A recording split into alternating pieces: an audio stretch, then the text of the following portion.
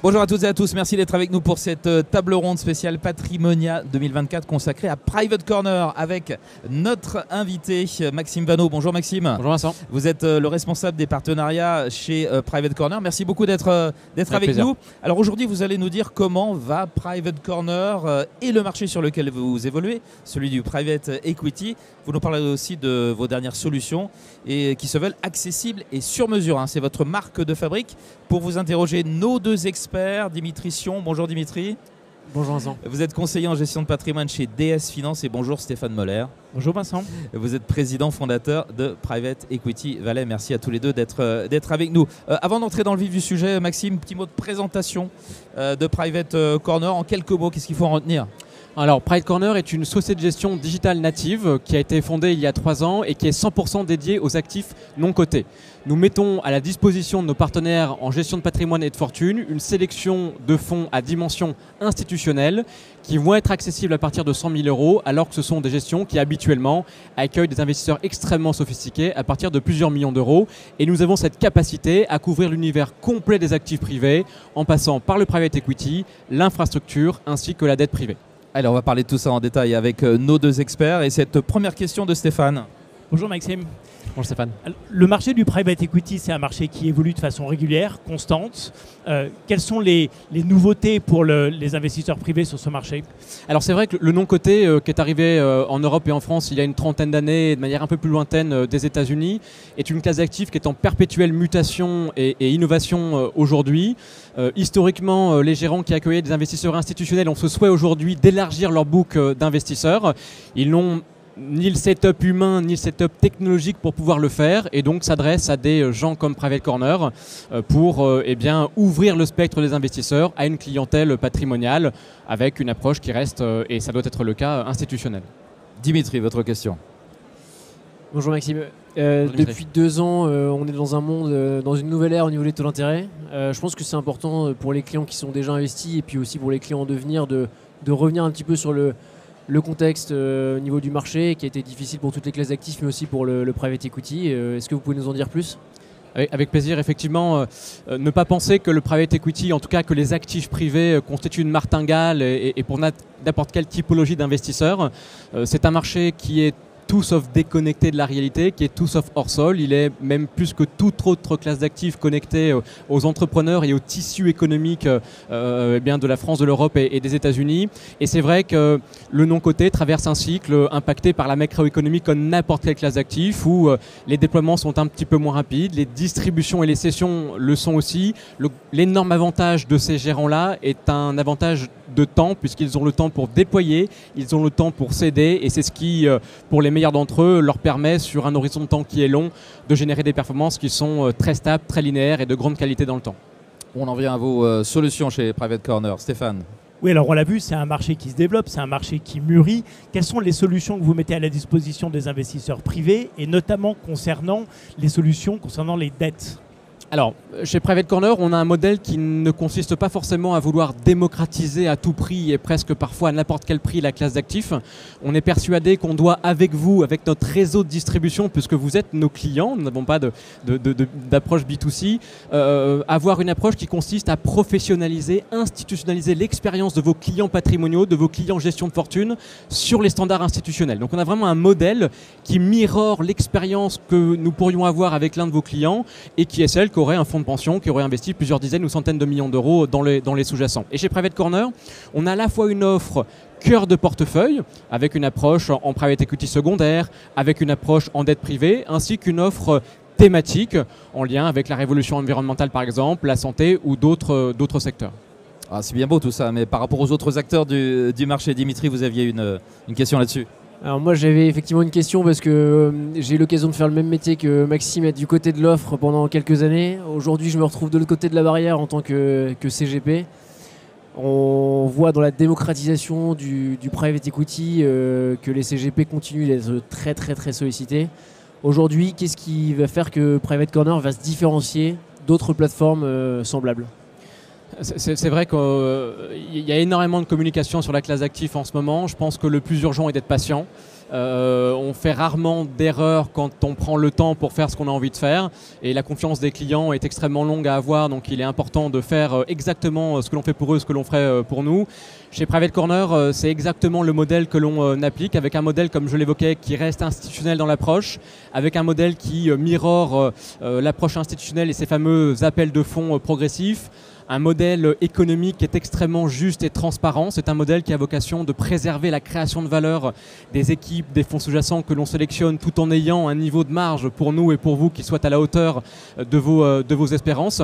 Et c'est une sélection, parce que nous sommes avant tout aussi un sélectionneur qui a vocation d'être diversifié et complémentaire pour vous permettre à vous, pour le compte de vos clients, d'opérer une allocation en non-coté dans le temps qui soit complémentaire, personnalisée et au maximum diversifiée. Alors vous mettez en avant un nouveau produit à l'occasion de Patrimonia 2024 et Stéphane a justement une question à ce sujet. Oui, une nouvelle thématique chez Private Corner, d'ailleurs qui commence à se développer dans l'univers du private equity, c'est la décarbonisation.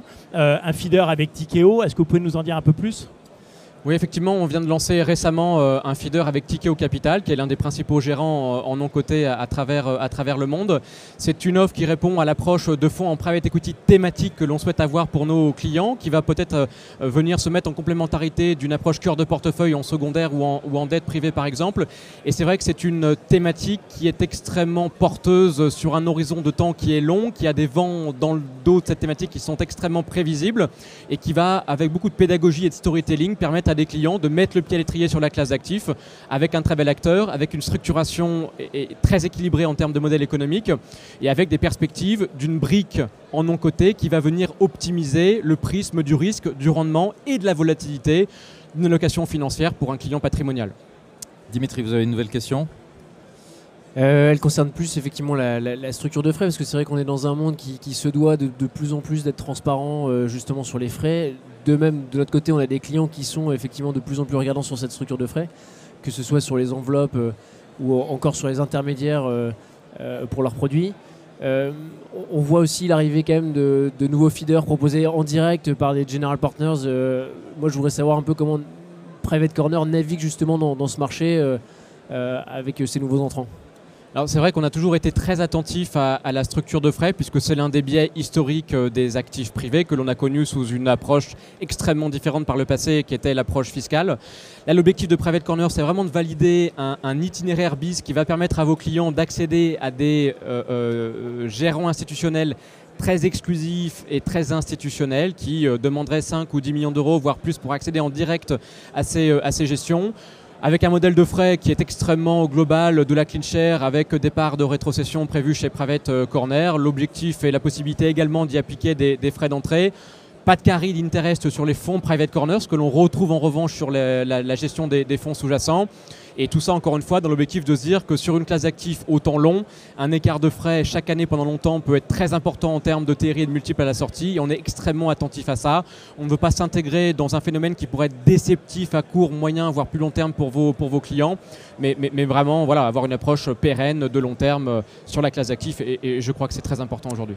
Il y a la question de l'ESG qu'on n'a pas encore évoquée. Stéphane. Oui, comment est-ce qu'on crée de la valeur avec l'ESG et comment est-ce qu'on la quantifie dans des fonds de private equity ?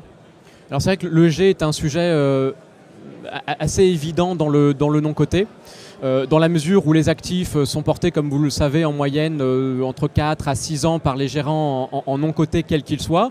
C'est un délai pendant lequel il y a des risques qui peuvent se cristalliser, qu'ils soient financiers ou extra-financiers. Et c'est vrai qu'il y a un vrai travail d'accompagnement des fonds à l'analyse et à l'étude des dossiers.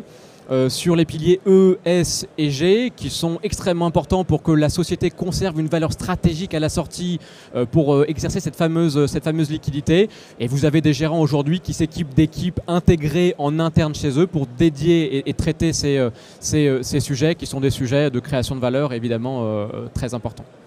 Il nous reste environ 2 minutes, le temps pour 2 questions. Dimitri, la vôtre ? En vitesse, c'est vrai que Private Corner, c'est une plateforme du coup B2B, avec l'argent de nos clients derrière. Quels outils vous proposez, notamment par rapport à tous les échanges que vous pouvez avoir avec les différents gérants, en termes de reporting, pour aider les CGP avec lesquels vous travaillez et surtout aider aussi parfois les clients qui ont cette appétence d'être renseignés sur ce sur quoi ils sont investis ?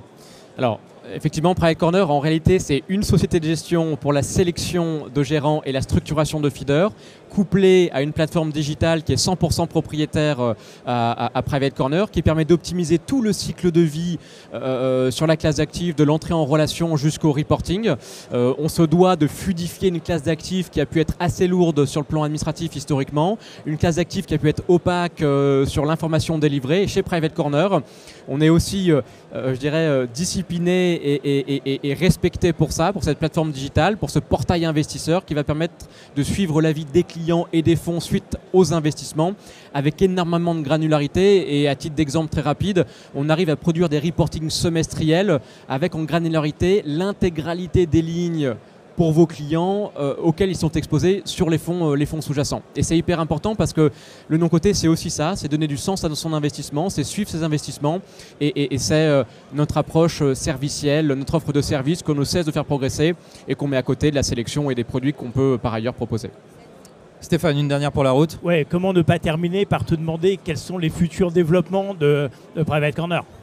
Alors, les futurs développements sur la partie sélection, c'est toujours aller chercher des gestions exclusives, institutionnelles, aller chercher des spécificités dans ces gestions qui vont vous permettre d'avoir des acteurs que vous n'auriez peut-être même pas à l'esprit et dans lesquels vous n'auriez et vos clients n'auraient jamais pu rentrer. On va évidemment être toujours proactif et avancer sur le développement de la plateforme digitale. On réfléchit notamment à optimiser la partie réglementaire. Et puis Private Corner, qui a du travail sur son marché domestique français, a aussi l'ambition demain, sans que ce soit une fin en soi, mais c'est un objectif, d'avoir une croissance pan-européenne. Et donc on regarde comment fonctionnent les pays autour de la France pour donner cette approche plus globale à notre business.